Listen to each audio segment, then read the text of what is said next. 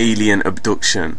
For 1 second, imagine being forcefully taken against your will to be subjected to terrifying, unworldly experiments on board an alien spacecraft. Feeling scared, disorientated, the furthest out of your comfort zone you could ever get, enough to reduce any grown man to tears. Hard to imagine, right? But believe it or not, for some of us out there, imagining is a thing of the past. To date, hundreds and thousands, if not millions of people across the world have been in some way a part of this phenomenon.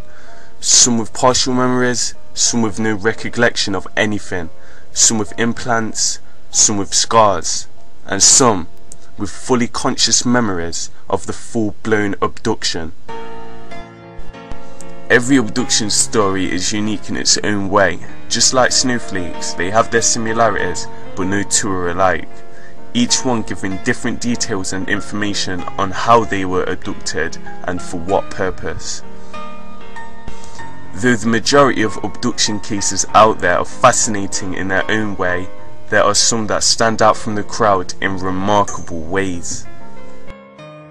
The abduction of Jesse Long starts way back in 1957 in a small village in Upper East Tennessee when Jesse was just 5 years old. It takes a real significant event to stick in your mind from such a young age, and the significant event above all levels is exactly what happened to Jesse. According to what he remembers, Jesse and his brother were out exploring the hills around his house, where they came across what seemed to be a silver circular house under construction. A few moments later, he was approached by a tall humanoid figure wielding a long rod in his hands. A bright, blinding light was emitted, and that's where Jesse's memory of the event fades out. But using hypnotism to look into Jesse's past, we are able to receive a glimpse of the horrifying, bone-chilling events of what happened that day. He says it's only through hypnosis that he's been able to remember the rest of this first abduction. What you are seeing is actual footage of Jesse undergoing hypnotic regression.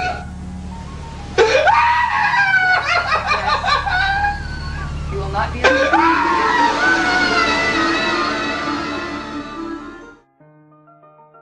In the hypnosis video just seen, Jesse claims that ETs were inserting a small implant into his lower left shin. Jesse was always able to feel the uncomfortableness of the implant underneath his skin, and in 1991, 31 years later, physical evidence of the implant was removed from Jesse's leg. Immediate tests were run on the apparent alien object, and the results from the examination baffled the materials analysis team. To quote from the materials analysis experts, the object revealed a very remarkable composition and possessed unique surface characteristics that cannot be explained. And the questions outnumbered the answers. Foreign implants were just one of the numerous procedures Jesse had forced upon him whilst in the alien operating theatre. He also speaks of semen extraction and being made to crossbreed with what seemed to be female ETs. Nobody knows the outcome of interspecies sexual contact better than Jesse Long. But by the distressed look in his eyes in this next video, nothing hit him quite as hard as this. He was taken aboard the craft, placed on a table. I was presented with a baby, was told, "This is your child." And there were 9 other children standing along the wall. They all looked at me, and I could see, yes, they were mine. Each of the children who were standing along the wall walked up to me lying on the table, and they each touched my hand as they walked by and looked me straight in the eyes, and they walked on out of the room. Jesse Long, a man that has seen basically every situation an alien abduction has to offer. But a case doesn't have to be popular or well known to be jaw-dropping in its own way. The abduction case of a man from Eugene, Oregon named Len begins way back in 1991 when Len was just a young boy at 7 years of age. Len had been given permission by his dad that he could accompany his older sister on her early morning paper route around an area called Fox Hollow in the region. Before they both ventured out, Len's sister informs him of strange gigantic objects drifting around in the night skies. We pick up the story where Len encounters his first UFO. It is 3 to 4 o'clock in the morning in Eugene, Oregon, and Len and his sister have just begun to deliver the morning's first stack of fresh papers. It's 33rd Street, it's called. 33rd or 34th, I think it's 33rd Street. And as soon as I stepped off the curb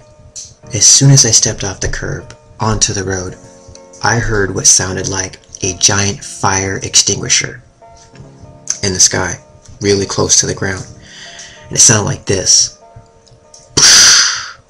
And it startled me, you know. I mean, I grabbed my bag and I looked up in the sky and I said, well, what's that? And my sister said, I told you, Len, there are things in the sky. And I remember my sister started walking up this road, pitch black. And I was looking at the back of her as she walked up this road. And I heard a voice come inside my head.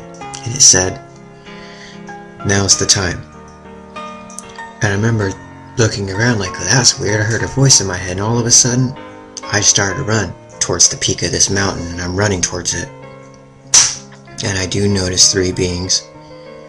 They're green. They have big black eyes, you know, the typical, you know. And I was scared. I was terrified. And a voice inside my head said, yes, get over here now. And that just shocked the sense of security out of me. And as I ran up to them, I ran all the way up to them, and you know, they didn't look down at me or anything. They just continued to walk up this forest on the trail, and I don't remember anything past that. That was just touching on Len's first extraterrestrial experience. Many years passed, and Len's interaction with ETs were just long ago memories, pushed into the back of his mind and basically forgotten about. But what Len thought he had escaped all came flooding back in the year of 2008. Len was now around the age of 24. He was living in a small apartment with his fiancée and his newly born son. It's late at night, and Len is the only person still awake in his apartment. It was about midnight. And all of a sudden, guys, I never had this happen before in my life, but I got the strangest feeling like I was being watched. My body started to tingle. I actually had a physical reaction. I felt a very strong tingly sensation in my hips going down my legs, and I began to walk into the living room where our bed and my son's crib was, and standing, I'm telling you the truth, I saw this black shadow figure. It was, I'd say, maybe around 6 feet tall or less, but around there, maybe 6 feet tall, and it was just a black shadow figure. I know all of you are well aware of the cartoon figure, the Grim Reaper. He's got, you know, a big black robe on, and the hood falls extra wide to the shoulders, and there was no staff. He wasn't holding a staff. He just kind of had his arms folded like this down by his belly, and the thing was definitely looking down at my son in his crib. I just stood there frozen, you know, for a good couple of seconds. I didn't even know. I couldn't think. All I could do was look. And it was definitely looking down at my son. And that's when it had turned around. It had turned around, and it didn't turn around towards me where like I could get a look at its face possibly underneath its hood. It had turned the other way, and then it had hovered all the way across the living room floor, which is a good solid 15 feet at least, and vanished into the wall. The strange paranormal event continued, changing and getting more frequent as the months went by. I had woken up, and I was lying in my bed, and it was late. It was like maybe 9 o'clock, 10 o'clock, somewhere around there. And I'd actually put in earplugs in my ears, because when he wakes up, we live in a very small apartment, and you know, they make a lot of noise, and so it was just best if I wore earplugs. That's when I heard this come from the back of my head. I heard this. Boop, boop. There was a static noise with 2 simultaneous beeps and another static noise. It was like a transmission. And instantly I sprung out of my bed. I looked underneath my pillow. I had known that had came from the back of my head, but I needed to look for a phone. I needed to look for something that would have made that noise. A few months after the noises from the back of Len's head, the flashbacks began. The flashbacks went back to when Len was 7, and they seemed to rebuild the time and pieces of memory Len had lost during the paper route. This was my very first ever flashback of my life, and it was so real. Instantly, I mean, I wasn't even in my living room anymore. I wasn't even in my house anymore. It was middle of the night. I'm walking away from this object, and I'm turning around. I'm looking over my left shoulder, and I'm definitely looking at a silver flying saucer. Typical flying saucer. There was no bolts. There was no windows that I could see in this flashback. It had a ramp coming down. The carpet was maroon. There were no lights. Door opens, and there's a woman there in what looks like a hospital bed. If you have ever had a wife give birth, she was like in a hospital bed, and she had blonde hair. She was an older woman, maybe around her 30s, you know. And I remember there was something in front of her, having intercourse with her. And I remember standing up real close to this copper-looking ET with the black eyes, you know, and it was in a bed. It was in a hospital bed-like bed, and I was up real close to it, and I remember just getting the feeling like I knew what. This is weird. I'm just gonna say it really quickly. I felt like I knew what we had done, that we had made a baby or something. All of a sudden I flashed out of it, and that's when I knew. That's ultimately when I knew that this was what it was. And I ran into my bathroom. I started to cry, and it was an alien abduction. As you've just heard, Len also had a strong sense that he was being used to create an alien-human hybrid race, just like in the Jesse Long case. I have recently been in contact with Len, and he explained how the visitations are still frequently occurring, and it's not just him they're focusing their attention on. His young son of around 3 to 4 years of age speaks of being visited by monsters accompanied by a saucer late in the night. As Len states in the video, he has no reason to lie, twist the truth, or make up anything he has just explained. He has nothing to gain or lose, just an ordinary guy sharing his extraordinary experiences. You don't have to be an expert in the alien abduction field to have heard of the next case. Branded the best documented case of alien abduction, the story of Travis Walton has to be the holy grail of all abduction cases. The evidence, the witnesses, the authenticness of it, you just can't make this stuff up. At the time, Travis was 22 years old, living and working in the state of Arizona. He was working for the United States Forest Service and was on the way back home from work when the whole scenario took place. Travis and his work colleagues, who were also his out-of-work friends, were on their way back to their hometown of Snowflake after a long day's work in the forest. Just after 6 p.m, Travis and his crew noticed a bright white disc hovering over a wooded hill in the distance. Baffled by what they were witnessing, Mike Rogers, who was driving the pickup truck at the time, pulled over next to the object for a closer inspection. Travis was scared, but thinking the light would have took off as soon as it was detected, Travis hopped out of the truck and ran towards it for the best possible view.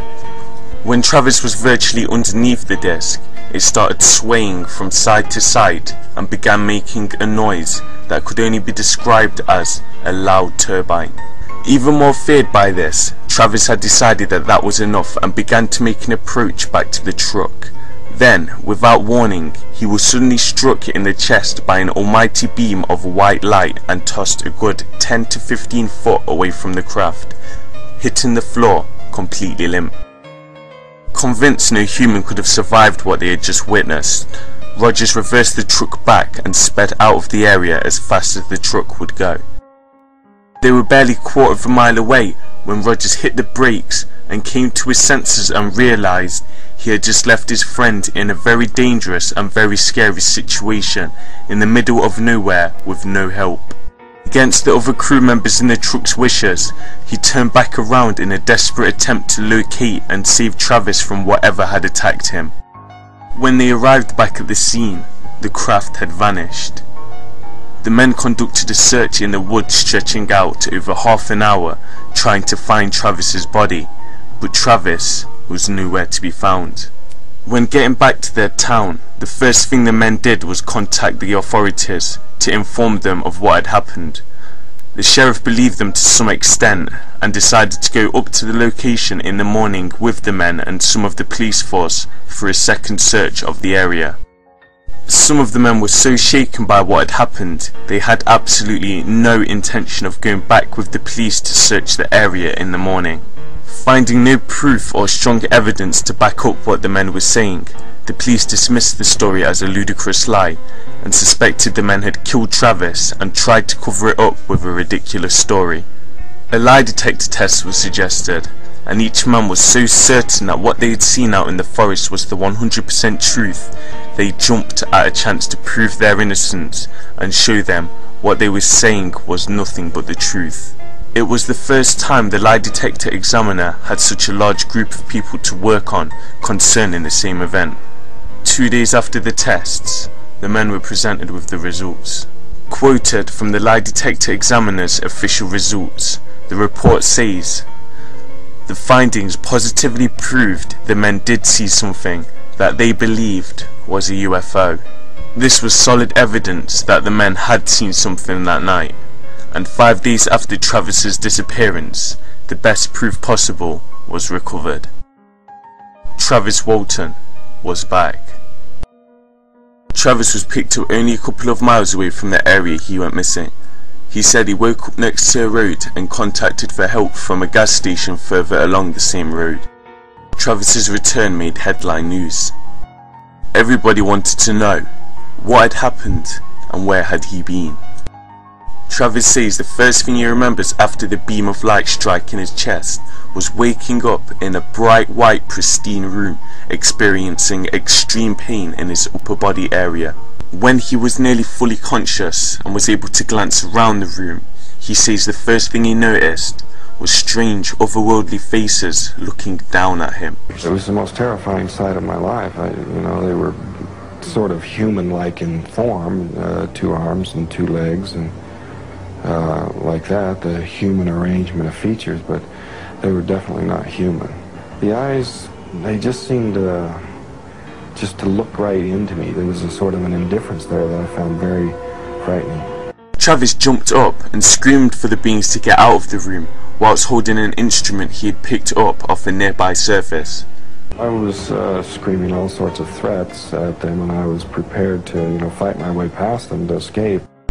Travis was then moved to a blacked out dome room with stars dotted around the walls. There was a chair positioned in the centre, and when Travis experimented with some of the buttons on the chair, the stars began to move around him, as if he was in control of the craft. What seemed to be a human with long blonde hair and blue eyes soon entered the room and led Travis to some form of alien hangar where he came into contact with similar beings. One of the last things Travis remembers thinking is, "My God, the sweet Earth could be millions of miles away." Despite the abduction happening over 35 years ago, none of the men's details on the events have changed or been altered in any way. Even when being offered large cash sums for someone to confess, no man has yet come forward and the story has stayed the same. With many skeptics saying the whole thing was a planned hoax for attention and money, the other men and Travis strongly disagree. The net effect financially has been negative. The net effect on my life has been negative. I do not enjoy the attention or the notoriety. I just wish it had never happened. In my opinion, This next story is the most jaw-droppingly brilliant abduction case ever documented in abduction history. What separates this one from the others is the vivid detail that is remembered from each abduction, because the man who experienced these abductions was virtually 100% conscious throughout countless visitations. This is the case of Jim Sparks. Before the visitations began, Jim had literally no care or interest in anything to do with the issue of space or extraterrestrial beings. He had no attraction to science fiction films, books, TV or radio shows, and held little to no knowledge on the subject. Jim was virtually untainted by the world's depiction of ETs, so what he saw was solely through his eyes and had no influence by the world's media. At the time, Jim was 34 years of age, living in North Carolina. Jim had a successful land development business, a wife, many close friends and family, and an all-around beautiful life. But things took a very bizarre paranormal turn, starting one night in the middle of 1988, entering his life in the form of dreams. In mid-88, I was having the same reoccurring dream. I consider myself to be normal, honest, logical, straightforward. And this dream that I was having was that something or some things was coming into my bedroom, escorted me off the bed, down the hallway, into the guest room. It was always the same thing. Walking me through the guest room window, which was a ground floor window. Of course, you know it's got to be a dream, at least in my mind it was. And into the woods. Then back across from the woods, back across our lawn, through the window, and back in bed. And this was happening several times a week, week after week, in the first couple of months. And then one particular evening, this dream became extremely vivid, meaning that I became conscious during the course of it, wide awake as like we're sitting here right now. When they escorted me into the guest bedroom, the normal part of this dream was to walk me through the window, and I was thinking, oh my God, how are we going to walk through this window? We walked through the window, they went out into the woods, I had no memory of what happened, and they walked me back the same way. On our lawn at that time, we had thousands of what I call honeysuckle flowers that would stick to the bottom of your feet. After that experience, when I got up in the morning, I went into the guest bedroom, and what I saw shocked me, and I knew something really strange was happening, because you could see my footprints in the lawn, and embedded in the footprints you could see the heel embedded into the lawn on one side of the window, and then on the other side of the window you could see my toes and the ball of my feet embedded into the carpet. However, the honeysuckle flowers were embedded into the carpet also. So as each footstep went further into the guest bedroom, you could see my footprints with the flowers stuck in them. And then also you could see tiny little feet, which were the little worker things, with flowers in those. So that freaked me out. I knew something weird was really going on. But that wasn't the only method the ETs could use on getting Jim inside their craft. Being walked through the house, down the garden and through the forest is what Jim calls the easy way of being abducted. The hard way involves the alien craft transporting you into it whilst it's in motion. Jim explains this as being one of the most terrifying experiences he's ever been subjected to in his whole life. I call that method of transport going the easy way. The hard way from point A to point B was what was totally gut-wrenching. For me, the first thing you hear, you could be laying in bed or you can be sitting in the living room, whatever the case may be, is you start to hear this whirling, whipping sound inside your head at a low RPM. It starts getting louder and louder and faster. The RPMs start to increase. The next thing that happens is you feel a sensation in the pit of your stomach, and it starts working its way up to your upper torso, and when it reaches your heart starts racing at like 1,000 miles an hour. Da, da, da, da, da, da. So you think like, my God, I'm going to have a heart attack. The sound gets louder, the RPMs increase, your respiration increases even more, and then the next sensation is an acceleration. Only instead of feeling like you're being pulled up, you feel like you're being pulled down. And it's the best way I can describe it would be like you're going down a roller coaster only 100 times faster. Now you're paralyzed at that point. You can't see. You're screaming inside your head because you can't move your mouth. I don't want to die. I don't want to die. and then boom, you black out. But what really freaked him out and really changed his life for a solid 18 months to 6 years were the terrifying procedures he remembers flawlessly, conducted upon him up to 15 times a month inside the alien spacecraft. When I became conscious, I was at point B. Now here's where point B was for this person for 6 years, at least. In this room, on board this craft, and I found myself in the same place every time for those first 6 years.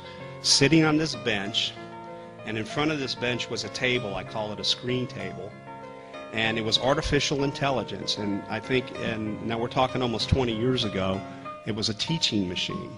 It read you, it knew you, it got to know you. That was just the beginning of the fun. About 5 or 8 feet in front of that table was a wall which had a screen on it. I was paralyzed with the exception of the fact that I could move my head up and I could move my head down to see that screen on the screen table, and I could move my head up to see anything that was going on the screen on the wall, and my right hand and arm were resting up against the table and wrist where I can move my right forefinger as if you're doing something like an Etch-a-Sketch when you were a kid. And however, any mark or stroke I would make would either show up on that screen or it would on the screen table, or it would show up on that wall. Now, I didn't know where I was. I didn't know why I was there. I didn't know what was going on. My wife thought I lost my mind. When I went to my friends, they said, Jim's a pretty normal, honest person, but I think he's lost it. At that time, I went to the church. I used to go to church a lot. When I went to the church with it, they said it was demonic. My family figured I lost it. Now, this stuff went on for a period of 2 to 3 times a week, every week. Sometimes it would be, weeks would be 9 or 10 times a month. I mean, sometimes it would be 15 times a month, and that went on heavy like that the first 18 months. And every time I was pulled, I was sitting in that same stupid bench in that same stupid place, tracing block letters to a symbolic equivalency, and I thought this thing was an alien alphabet. And an alien symbolic equivalency turned out to be one of the most fascinating things that one could ever experience. They presented 50 pages of text on this screen, and it was a story about a friend of mine, and his name was Jerry, and it was written where I could read it. So I started, as I could read one page in regular writing, is where Jerry was born and how he was raised and his likes and his dislikes, and as a toddler growing into puberty, and it went page after page after page, and then when it came to the point of the present, the story kept reading as if into the future. And so at the end of those 50 pages, I said, why are you doing this? What is your point with this? Well, then, after I said that, they took on that screen and put about a paragraph, less than a half a page, of that symbolic stuff that they had converted, and I could read it real fast, and I got the whole story within a matter of a minute. And I went, wow. Okay, now, this took years to even get to the point as to why they were pulling this. Now, this got even better. They then came out with something that looked like the size of a 50-cent piece coin, and then it was like a shorthand version of these symbols, and they flashed the coin. It wasn't a coin, but it was round like that with the symbols in it. You look at it, and then you got the whole story in a split second. After a short while, Jimmy decided to take a new approach to avoid the abductions from taking place. He figured maybe if he rapidly changed his whereabouts on a daily basis, maybe the ETs wouldn't be able to pinpoint his location. I also figured in those early months, and particularly within those first 18 months, as being the biggest hell of the 6 years of me trying to avoid these guys or to get away from these beings. For example, I would go to major cities, and I would go downtown, and I would check out a hotel that was 15, 20 stories, and I'd get in the middle of it thinking they couldn't pull me. They would pull me. I would drive hundreds and hundreds and hundreds of miles from state to state to state to try and get away from these guys. They would pull me. So there was really no escaping. To inevitably, it came to the point where I abandoned my home in Texas, and I went down to Fort Myers Beach, Florida, which was a sterile island where I grew up, to see if I can get away from them that way, and of course, no, they still pulled me. Just like in 90% of every recorded male abduction cases out there, sperm extraction was a standard part of every visitation. Now, you must know that during every abduction, we have to extract semen. Okay, we have to do that. That's a must. However, on one particular occasion, here I was on this metal gurney, but I was laying on the gurney, but I had some ability to move, which was rather rare. But there was a worker being on my right, there was a worker being on my left, there was a gray, which had this apparatus on my groin, and I responded by, like a knee jerk, and I just shoved him with my foot, and I kicked him back. And he fell back, and I said, oh my God, what's he going to do now?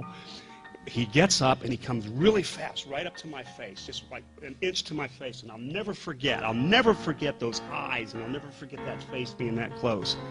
He transmitted 100 thoughts, approximately, and 100 emotions in a second. If I can slow them down, they went just like this. Why did you kick me? You know you shouldn't kick me. It's bad to kick me. I could hurt you. I can do a lot of harm to you.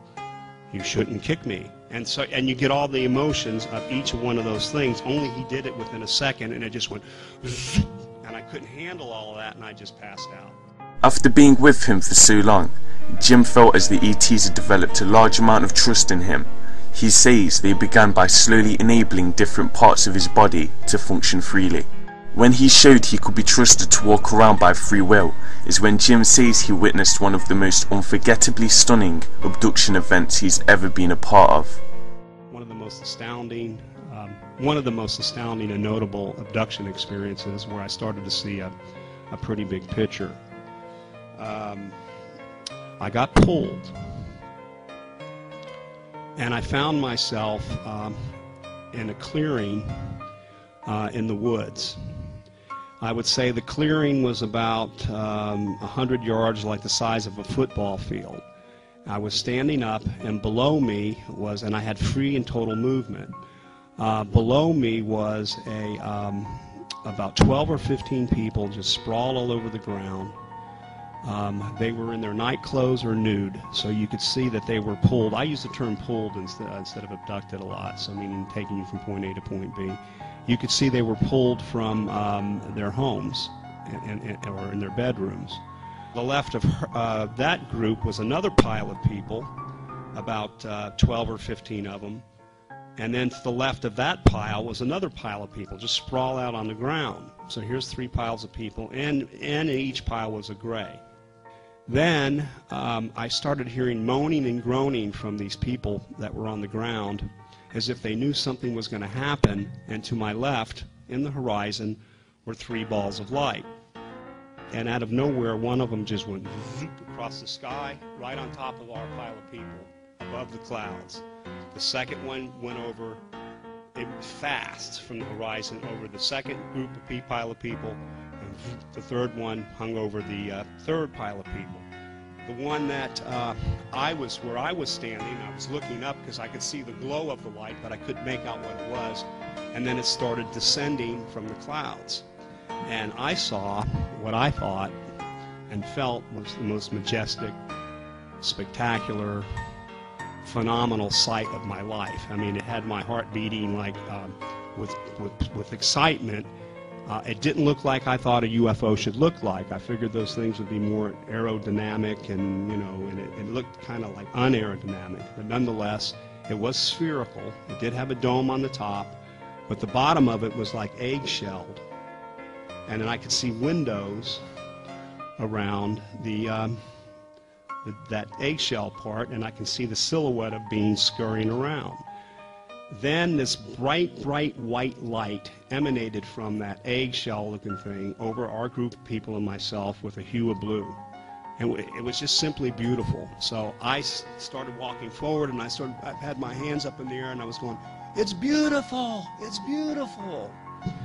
And then another one came over, the one that was over the second group descended from the clouds, and that light came down. And then the third one did the same thing. So when I was standing there and seeing these 3 things, and I was so taken by it, I was just yelling out, "They're beautiful!" And then I did, something occurred to my mind to do the little symbol thing that I learned, a symbol for high. I'm so, with it. So I do a thing for high, and as soon as I did that instantly, which was like this, I blacked out. Jim awoke in a room inside of the spacecraft that he describes as a large gymnasium filled with monitors, and after the terrifying, fearful events that had filled the past 12 years of his life, he was presented with a slight answer as to why they were doing this. When I regained consciousness, I was sitting in front of this, my monitor, and there were nothing but hundreds and hundreds and hundreds of people sitting in front of monitors also. They either had a line that was hooked into their forearms, the back of their forearms, or the bottom of their forearms, which I think can explain in a sense what scoop marks are put in there, and then some of them had lines in their calves, the back, behind your shin, yeah, your calf. And what I learned that to be, which I'm pretty certain what that was about, was we were all about to get an environmental lesson in this mass abduction, which has been going on a global basis. And also different things that you can do, which I'm going to get into that in a second. What these tubes were that were stuck in us, I believe, were something to heighten the emotions to an extreme. Meaning that all these monitors all lit up at the same time. And you could tell, and I always describe it this way, like at a television shop when you see like 50 TVs and they all go on at the same time, that glow in the room, all of that's the same. So all these monitors light up at the same time, and there's a scene appears. The first scene that shows up was an Earth, they're all Earth scenes, was the ocean. It was a beautiful, drop-dead gorgeous, turquoise blue, fresh, teeming with fish, and you could see the sky was crystal clear. And with whatever they had hooked into us, and the way the colors were coming through on this site, you just went, oh my God. It just took your breath away. You're going, it's beautiful. It's beautiful. It just overwhelmed you with the pristine beauty of the planet. And then it was one beautiful Earth scene after the other, after the other, after the other. And then they slowly started getting ugly. Where the beautiful ocean was a mousy, nasty brown. The fish were bloated and floating in the water. The air was, or the sky was a nasty color, and you were just going, oh God, no, I don't want to see that. And each scene got uglier and uglier. And then the telepathic voice in everybody's head, all at the same time as these scenes were getting uglier, were, you're killing your planet. Your planet is dying. You're killing your planet. Your planet is dying. So they let us see all this wondrous beauty of what it was like, and then did a reverse emotional thing with whatever was hooked up us, and you're just like, oh my God, I can't take this. And I didn't want to take it, so I saw on the bottom left-hand side of my monitor symbols that were part of a filing system for these scenes. So I didn't want to look at that, so I kept looking at those to see if I can decipher it. And then the sound no came into my head, and on my screen was an N and an O. It wasn't even the alien symbolic form of no. No. And then I kept looking at it, no, and it kept appearing, and I blacked out. To this day, Jim is still being subjected to alien abductions, but on a much smaller basis, maybe 4 or 5 times a year, if that. Such an indescribable case with such vivid detail. The 4 cases you've just watched are, in my and many other people's opinion, the most incredible alien abduction stories ever documented. The depth and the level of detail of which each story goes into is simply amazing. It is a very strong claim to make that all these people and many others like them in the world are lying. The mountains of evidence and information each case provides are outstanding, and if any of these cases turn out to be some sort of elaborate hoax, the abductees should be presented with an Oscar for their acting skills, because I've never seen a performance like it. The majority of these people receive zero or a very little amount of profit from their claims. They are fully aware that they are at risk of being deemed as crazy and outcasted by the people that love and care for them most. alien abduction is a very hard thing to admit to for no personal gain. If you didn't believe in alien abductions before watching this, I hope this video has opened your mind and helped to alter your opinion on the subject. You know, it's not my job to convince anybody.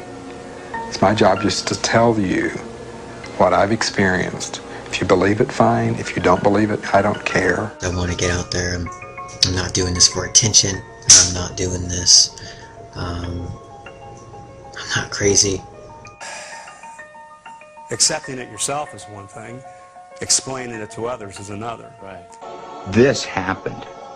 If you believe it, that's all right. If you don't believe it, I don't care. I don't care, because it did.